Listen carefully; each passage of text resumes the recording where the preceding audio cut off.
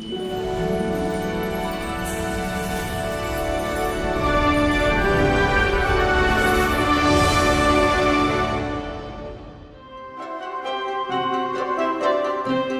paper.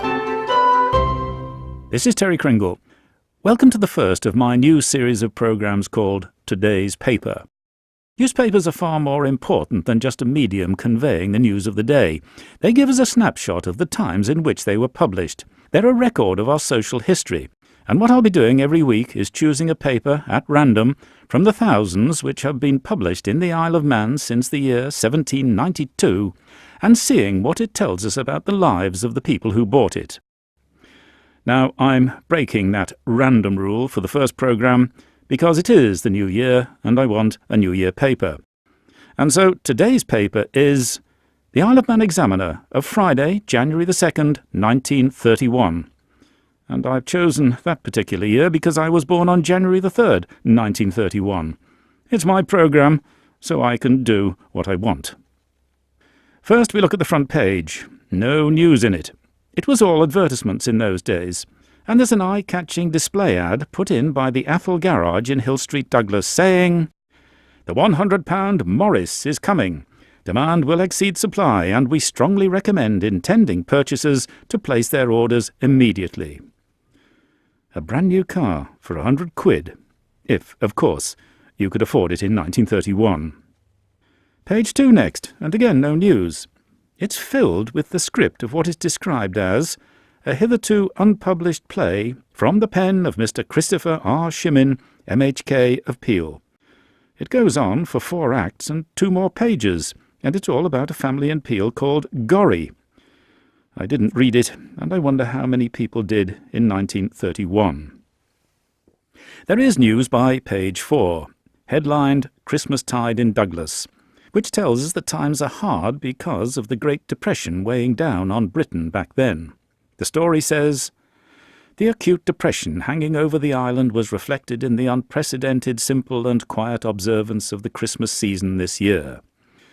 It seems the shops didn't do much business, but the Grand Theatre had packed houses for performances of A Christmas Carol by Charles Dickens, and lots of people went roller skating at the Villa Marina. There were advertisements for 3 cinemas in Douglas, the Picture House, the Strand and the Royalty. The second feature at the Picture House was That's My Wife, starring Laurel and Hardy. Page 6 carried the Examiner's leading article, which warned of an economically tough year ahead in 1931, with the prospects not good for the visiting season. 6 was also the births, marriages and deaths page. There was 1 birth recorded, Varley, on December the 26th, 1930, at 32 Princes Street, Douglas, to Captain and Mrs. T. Varley, the gift of a daughter. Where are you now, little Miss Varley? In page 7 we read a story about a young man's escape from a gory death. 19-year-old Alan Killip was working at the electricity generating plant at the Laxey Mines washing floors, and his clothing got caught in the main shaft, revolving at high speed. This could have whirled him around it. Instead, it just tore all his clothes off, apart from his socks and his boots, and left him with a broken arm.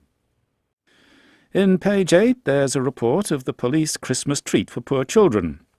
This was an event started in 1912, and in 1930, 1,200 kids went to the Nobles Hall for a feast of hot pot and plum pudding served by the cops. It doesn't happen nowadays. No more poor children, then. The must-have home entertainment accessory in 1931 was a gramophone, and in page 8, Cowles of 33 and 81 Strand Street, Douglas, were advertising their top model for 10 guineas.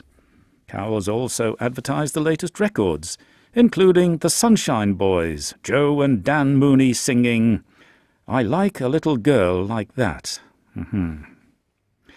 Finally, the last page, page 12, and the result of the Railway Cup final held at 4 Roads, Port St Mary, in which Braddon beat Gymnasium 2-0.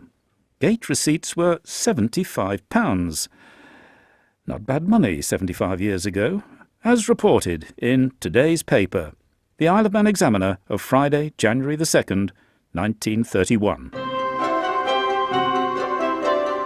Today's paper.